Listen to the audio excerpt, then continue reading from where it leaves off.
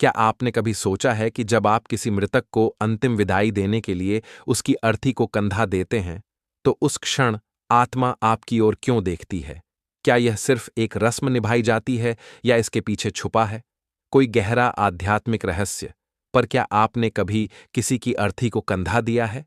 क्या उस एक क्षण में आपने अनुभव किया जैसे कोई अदृश्य दृष्टि आपको देख रही हो?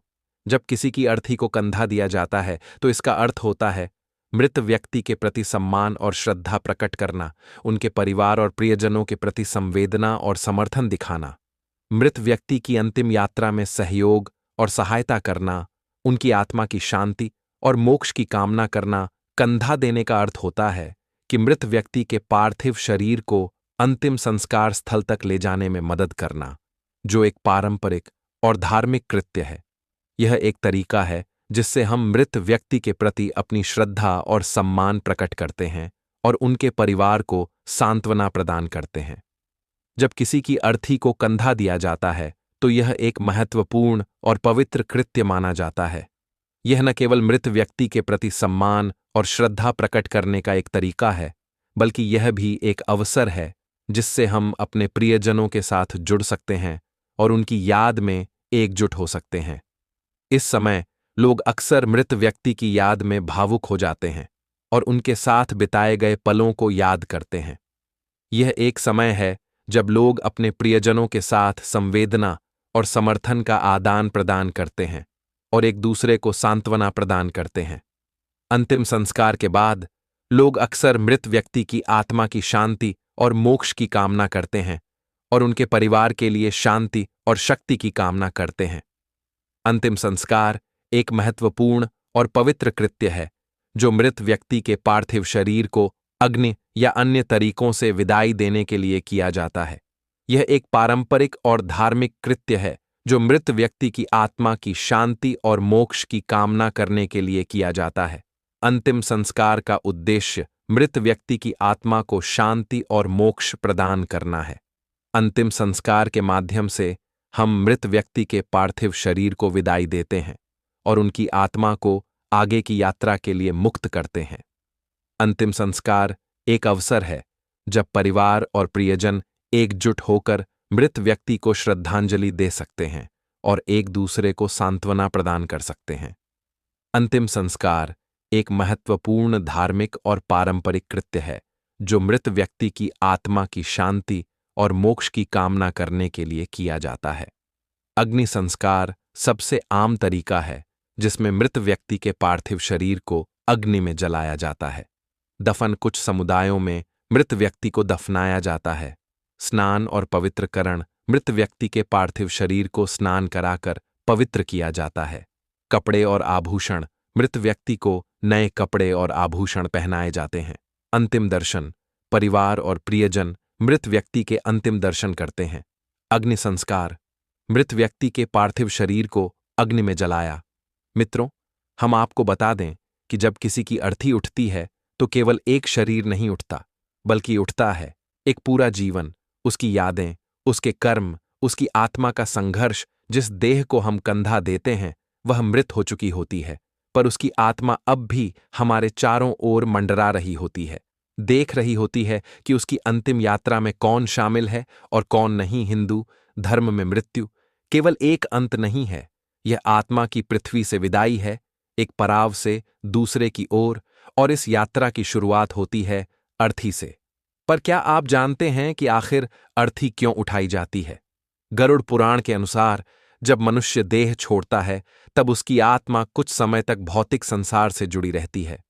वह अपने जीवन के दृश्यों को देखती है, अपने परिजनों के भावों को समझती है, और तब जब उसकी देह को कंधा दिया जाता है तो आत्मा अनुभव करती है कि उसे विदा किया जा रहा है। श्रद्धा के साथ यह अर्थी केवल लकड़ी पर बंधा शरीर नहीं है, बल्कि यह उस आत्मा की अंतिम स्मृति, उसकी आध्यात्मिक विदाई का प्रतीक है। आपको बता दें कि अर्थी का कंधा केवल एक परंपरा नहीं, एक ऊर्जा संक्रमण है। जो व्यक्ति कंधा देता है वह अपने भीतर से उस आत्मा के प्रति करुणा, सम्मान और सहयोग की भावना प्रकट करता है। यह कर्म केवल शारीरिक नहीं बल्कि आध्यात्मिक रूप से ऊर्जावान होता है और इसलिए गरुड़ पुराण कहता है कि जो मनुष्य शुद्ध भाव से बिना किसी लोभ या भय के किसी मृत व्यक्ति को कंधा देता है, वह अपने जीवन में 100 यज्ञों के फल के समान पुण्य अर्जित करता है। मृत्यु के बाद आत्मा अपने शरीर को छोड़ती है, लेकिन वह भ्रमित होती है। वह समझ नहीं पाती कि वह अब जीवित नहीं है। उसे मार्ग दिखाना होता है, और वह मार्ग दिखता है तभी जब 4 कंधे उसकी देह को ले जाते हैं अग्नि की ओर। मित्रों, कंधा देने वाले 4 व्यक्ति केवल सहायक नहीं होते, बल्कि वे आत्मा की अगली यात्रा के पहले 4 दीपक होते हैं। हम आपको बता दें कि आखिर क्यों यह कार्य केवल शुभचित्त से करना चाहिए। यदि कोई व्यक्ति अशुद्ध मन, भय या द्वेष से कंधा देता है, तो वह न केवल आत्मा की मुक्ति में बाधा बनता है, बल्कि स्वयं पर भी उस ऊर्जा का प्रभाव ले आता है। इसलिए पवित्र मन, शांत हृदय और श्रद्धा से दिया गया कंधा आत्मा को मुक्त करता है, और कंधा देने वाले को भी अदृश्य रूप से बल प्रदान करता है। मित्रों, आइए इस रहस्य को और गहराई से समझते हैं। पर आगे बढ़ाने से पहले आपसे आग्रह है कि इस वीडियो को एक लाइक करके कमेंट में जय श्री हरि विष्णु अवश्य लिखें।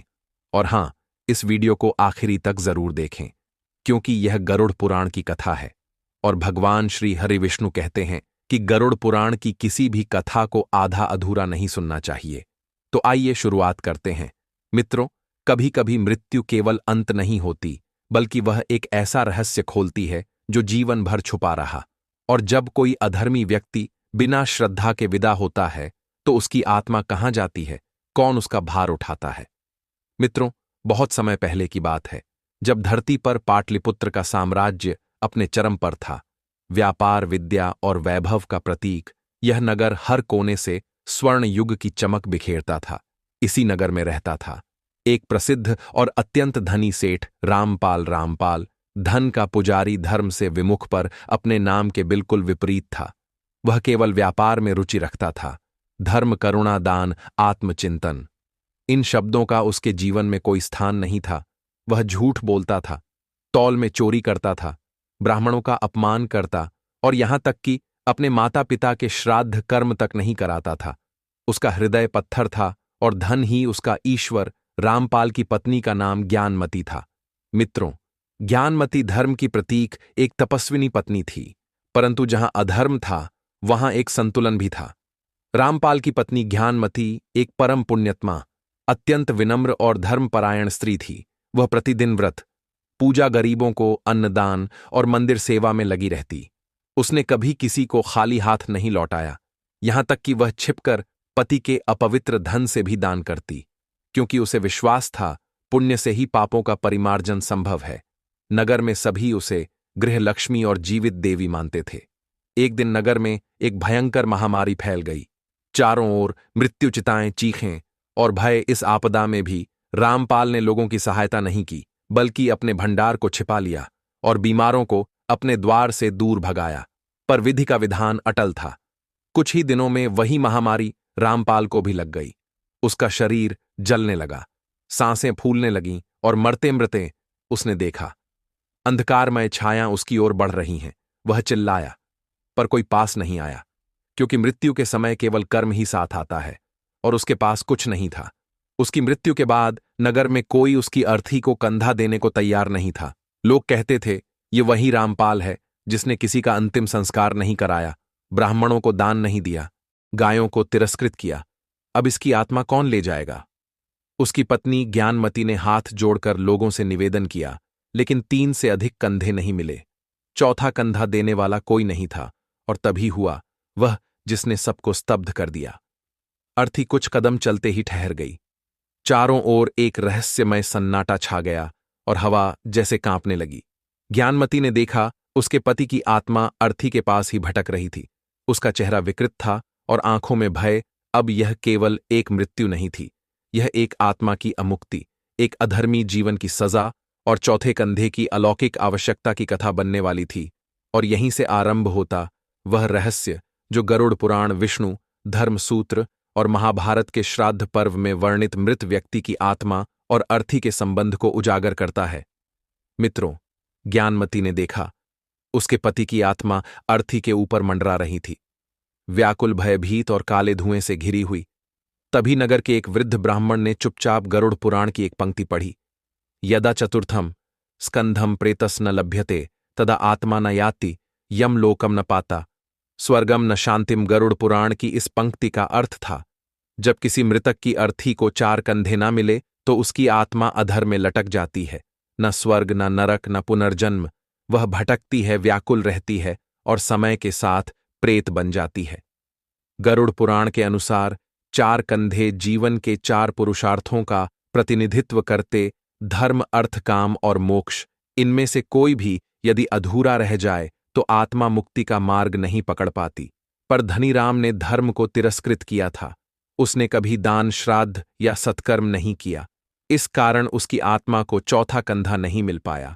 उस रात ज्ञानमती को स्वप्न में रामपाल की आत्मा ने पुकारा, मैं अंधकार में फंसा हूं, मुझे जल नहीं मिल रहा, अग्नि छूती नहीं, मंत्र विफल हो जाते हैं और मेरी आत्मा बार बार उसी शव पर लौट आती है।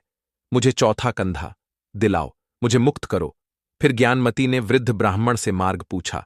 उन्होंने कहा, जो चौथा कंधा नहीं देता वह उस आत्मा के पापों को स्वीकार नहीं करता, पर जो दे दे वह उस आत्मा की पीड़ा का एक अंश हर लेता है और यही करुणा ही उस आत्मा को आगे ले जाती है।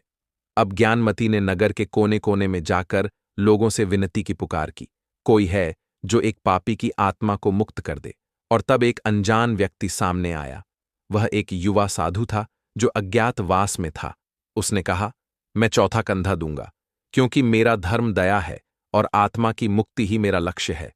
मित्रों, अर्थी का आध्यात्मिक अर्थ गरुड़ पुराण के अनुसार यह है कि जब 4 लोग अर्थी को कंधा देते हैं तो वे उस आत्मा के जीवन के 4 चरणों को भी विदा करते हैं, जिसमें पहला है बाल्यावस्था यानी बचपन, दूसरा है यौवन अर्थात काम और मोह, तीसरा है गृहस्थ जीवन यानी धन और जिम्मेदारियां, और चौथा है वृद्धावस्था। यदि अंतिम चरण अधूरा रह जाए तो आत्मा अधर में लटकती है। था कंधा पड़ा मंत्र फिर से गूंजे, अर्थी फिर से चल पड़ी और इस बार जैसे वायु शांत हुई, धुआं छंटा और सूर्य की किरणें अर्थी पर पड़ने लगीं। ज्ञानमती की आंखों से अश्रु बहे और उसने देखा रामपाल की आत्मा अब आकाश की ओर जाती हुई दिखाई दी। मित्रों, अब सवाल यह उठता है कि किसी अधर्मी की आत्मा को चौथा कंधा मिलता है तो क्या वह कंधा देने वाला भी उस आत्मा के पापों का भागी बनता है? क्या चौथा कंधा देना पाप का भाग बनना है? साधु ने चौथा कंधा तो दे दिया, पर नगर के कुछ लोग फुसफुसाने लगे, वह पापी रामपाल था, साधु ने उसका पाप अपने ऊपर क्यों लिया? ज्ञानमती ने ब्राह्मण से यह प्रश्न पूछा। वृद्ध ब्राह्मण ने गरुड़ पुराण का एक रहस्यमयी श्लोक पढ़ा और उन्होंने कहा, यदि वह श्रद्धा से दे कंधा तो पुण्य भागी, यदि लोभ से दे तो पाप का आधा पात्र पर, यदि कोई श्रद्धा से दया भाव से कंधा देता है तो वह आत्मा को मोक्ष का द्वार खोलता है और स्वयं को पुण्य का भागी बनाता है। पर यदि कोई स्वार्थ, लोभ या प्रतिष्ठा के लिए दे तो वह उस आत्मा की वासनाओं और कर्मों में बंध सकता है। यही कारण है कि साधु पूर्ण निस्वार्थ था और इसीलिए उसे कोई बंधन नहीं हुआ। मित्रों, इसके साथ ही महाभारत में भी ऐसा ही प्रसंग मिलता है। जब भीष्म पितामह गंगा किनारे शव वाहक बने तब उन्होंने कहा, जो मृत्यु को समझे बिना शव को उठाता है वह केवल भार ढोता है, पर जो श्रद्धा से उठाए वह आत्मा को देह से मुक्त करता है। फिर तीसरी रात को उस साधु को एक दिव्य स्वप्न आया। रामपाल की आत्मा अब सफेद वस्त्रों में शांत स्वरूप में उसके सामने प्रकट हुई और बोली, मुझे राह दिखाने के लिए धन्यवाद, मेरी प्यास अब बुझ चुकी है, अग्नि ने मुझे स्वीकार कर लिया है और अब यमदूत नहीं, दिव्य गण मुझे स्वर्ग की ओर ले जा रहे हैं। हे साधु, तू केवल मेरा मुक्तिदाता नहीं, तू मेरी पत्नी ज्ञानमती का संकल्प भी है, जो धर्म और प्रेम से जुड़ा हुआ था। गरुड़ पुराण कहता है, यदि मृतक अधर्मी हो तो उसका कंधा केवल वही दे जो उसे धर्म के लिए क्षमा कर सके, अन्यथा कंधा देना अधर्म से गठजोर बन सकता है। यही कारण है कि कई बार कुछ शवों को 4 कंधे नहीं मिलते और आत्मा को मुक्ति तब तक नहीं मिलती जब तक कोई निस्वार्थ व्यक्ति आगे न आए। मित्रों, आर्षि वेदगति हिमालय की तराई में रहने वाले एक महान योगी थे। वेद, उपनिषद और गरुड़ पुराण के मर्मज्ञ थे। ही कार्य था मृत्यु के रहस्यों को समझना और समझाना। मित्रों, जब ज्ञानमती ने उनसे वह प्रश्न किया जो आज भी हर मनुष्य के मन में गूंजता है। क्या किसी पापी की अर्थी को कंधा देना स्वयं पाप का भागी बनना है? आर्ष ने आंखें मूंदी और बोले, हे देवी, तूने सही मार्ग चुना, पर सुन, यह राह सरल नहीं, सत्य गहरा है। उन्होंने फिर गरुड़ पुराण का एक रहस्यमयी अंश उत किया। शवयात्रा में जो कंधा दे वह मृतक की आत्मा के समीप हो जाता है। यदि उसकी भावना शुद्ध हो तो आत्मा को गति मिलती है, पर यदि वह लोभ, भय या समाज के दबाव से करें तो वह आत्मा के अधूरे कर्मों का सहभागी बन जाता है। चौथा, कंधा केवल एक परंपरा नहीं, एक आध्यात्मिक दायित्व है।